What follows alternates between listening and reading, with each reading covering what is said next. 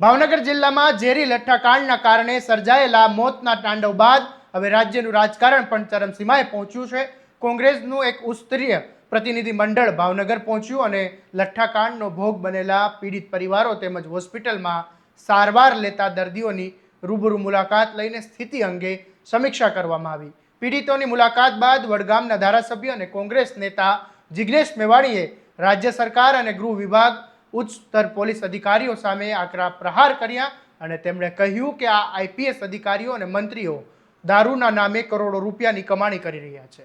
સાથે જ નાના પોલીસ કર્મીઓનો ભોગ લેવાનું કહીને કોન્સ્ટેબલ અને પીએસઆઈ પીઆઈએ પણ રસ્તા પર ઉતરવા જિગ્નેશ મેવાણીએ આહવાન કર્યું. જિગ્નેશ મેવાણીના આકરા પ્રહારો અને ભાવનગરની મુલાકાતની વિગતે વાત કરીએ આ અહેવાલમાં. નમસ્કાર, હું છું આસિફ કાદરી અને સ્વમાન સાથે તમારું સ્વાગત છે.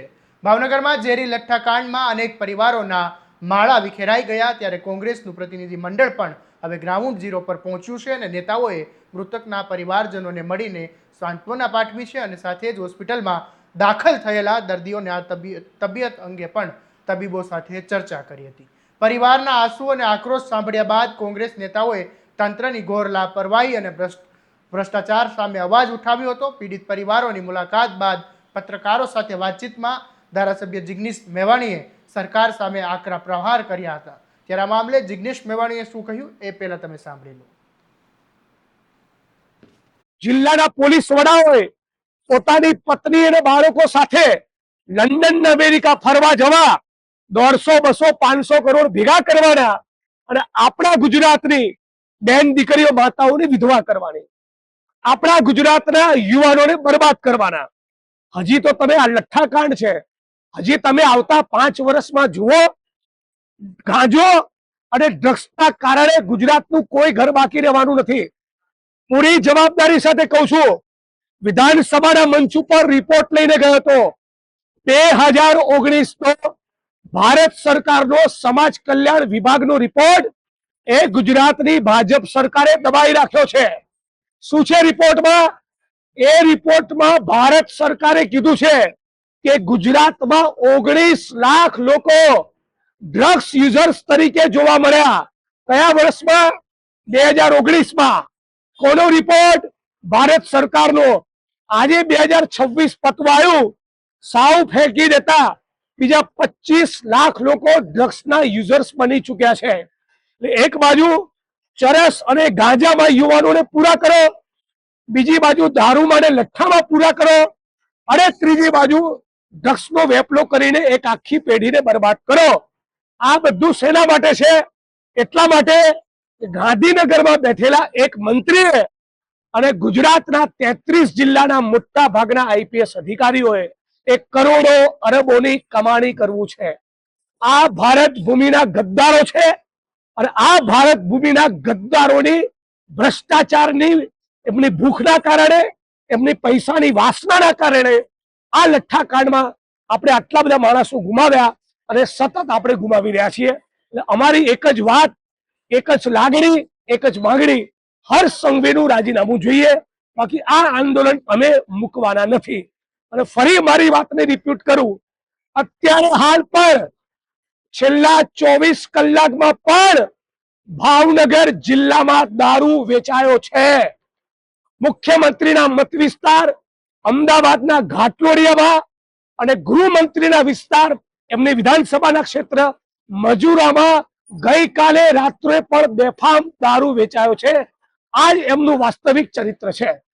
જિગ્નેશભાઈ, માત્ર 2 પીઆઈ અને 5 કોન્સ્ટેબલને સસ્પેન્ડ કરીને સરકાર સંતોષ માને છે. શું આ ડિવિઝનના અધિકારીઓની જવાબદારી નથી? ભાવનગર એસપીની જવાબદારી નથી? સ્ટેટ મોનિટરિંગ સેલની રેડ પડે એટલે constable, head constable, ASI, PSI અને પીઆઈ ની વિકેટ પાડવાની, એસપી અને આઈજી ને સવાલ પૂછવાનો નહીં. આ જ ધંધો આખા ગુજરાતમાં થયો છે. અને ત્યાં સુધી કહું, સ્ટેટ મોનિટરિંગ સેલના કેટલાક અધિકારીઓ પણ કોમ્પ્રોમાઇઝ છે. અગાઉ ગુજરાતમાં કરોડોની કમાણી કરવા મળતી હોય એવા જિલ્લાના પોલીસ વડા રહીને આવ્યા પછી કેટલાક લોકોને સ્ટેટ મોનિટરિંગ સેલમાં સેટ કરવામાં આવે છે. મૂળ ગુજરાતની ભાજપ સરકારે અને ગૃહમંત્રીએ આમાંથી કરોડોની અરબોની કમાણી કરવી છે અને એના કારણે લઠ્ઠાકાંડ સર્જાયો છે.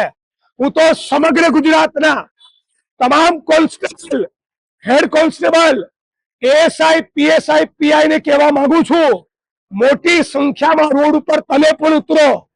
હું તમને ટેકો કરીશ. કોંગ્રેસ પાર્ટી તમારી પડખે ઉભા રહેશે અને તમે સવાલ પૂછો કે સ્ટેટ મોનિટરિંગની રેડમાં કે આવી કોઈ ઘટના બને ત્યારે ફક્ત પીએસઆઈ, પીઆઈ ને સસ્પેન્ડ કેમ કરો છો? ગૃહમંત્રી રાજીનામું કેમ નથી આપતા?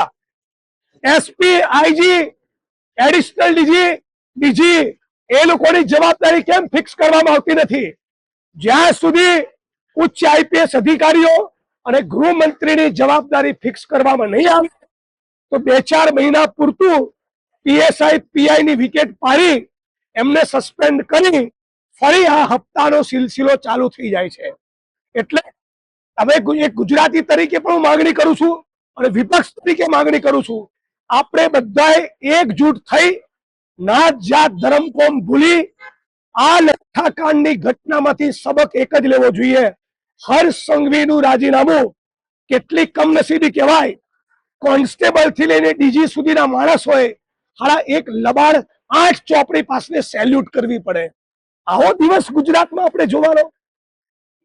આખી ભારતીય જનતા પાર્ટીમાં તમારી જોડે બીજો કોઈ ક્વોલિફાઈડ માણસ જ નથી. અને આખા ગુજરાતમાં છેલ્લા 5-7 વર્ષમાં લઠ્ઠાકાંડની આ લગભગ 6થી 7મી ઘટના બની. એના તપાસ રિપોર્ટમાં કશું આવતું નથી. એક આઈપીએસ ની સામે તમે ગુનો દાખલ કરતા નથી. રાજસ્થાન, મહારાષ્ટ્ર અને મધ્યપ્રદેશમાંથી ત્યાંના લીકર મેન્યુફેક્ચરર અને બુટલેગર જોડે જે એસપી સેટિંગ પાડે, અહીંની બોર્ડરના ગુજરાતના બુટલેગર અને ત્યાંના બુટલેગર એકબીજાને મેળાપી પડામાં એસપી ના માર્ગદર્શન હેઠળ દારૂ આવવા જવા દે, એલસીબી, એસઓજી ના પીઆઈ ને કોમ્પ્રોમાઇઝ કરે, ચેકપોસ્ટ ને કોમ્પ્રોમાઇઝ કરે, ડીવાયએસપી, પીએસઆઈ, પીઆઈ એમાં ચૂપ રહે. હકીકતમાં જોવા જઈએ તો આઈપીએસ અધિકારીઓ સાચા અર્થમાં ગુસ્સી ટોકના આરોપી બને એવો ધંધો એકબીજાના મેળાપીપણામાં ચલાવે છે. સાથે જ જિગ્નેશ મેવાણીએ રાજ્યના કોન્સ્ટેબલ, પીએસઆઈ અને પીઆઈને પણ સંબોધતા કહ્યું કે તમારો માત્ર ભોગ લેવામાં આવે છે, તમે પણ અન્યાય સામે અવાજ ઉઠાવો અને રસ્તા પર ઉતરો. હું અને કોંગ્રેસ પક્ષ તમને સંપૂર્ણ ટેકો આપીશું. તેમણે ગૃહમંત્રી હર્ષ સંઘવીના તાત્કાલિક રાજીનામાની માંગ કરી. ભાવનગર લઠ્ઠાકાંડ બાદ વિપક્ષના આ આકરા પ્રહારોએ રાજ્યના વહીવટી અને રાજકીય વર્તુળોમાં પણ ભૂકંપ લાવી દીધો છે. જ્યારે લાશો પડતી હોય અને ડ્રગ્સ દારૂના નેટવર્કના કરોડોના કાળા નાણાંની ચર્ચા ખુલ્લેઆમ થતી હોય ત્યારે સરકારે માત્ર સસ્પેન્શનના કાગળો બનાવીને છટકી શકશે નહીં. જનતા હવે જાણવા માંગે છે કે આ ઝેરી સિન્ડિકેટના અસલી માસ્ટર માઇન્ડ અને સંરક્ષણ આપનારા મોટા માથાઓને ક્યારે સામે લાવવામાં આવશે. આ મામલે તમારું શું કહેવું છે અમને કોમેન્ટમાં જરૂરથી જણાવજો અને આવા જ દરેક અપડેટ માટે તમારા સ્વમાનથી સબસ્ક્રાઇબ કરી દેજો અને આ વિડીયોને શેર કરવાનું ભૂલતા નહીં. નમસ્કાર.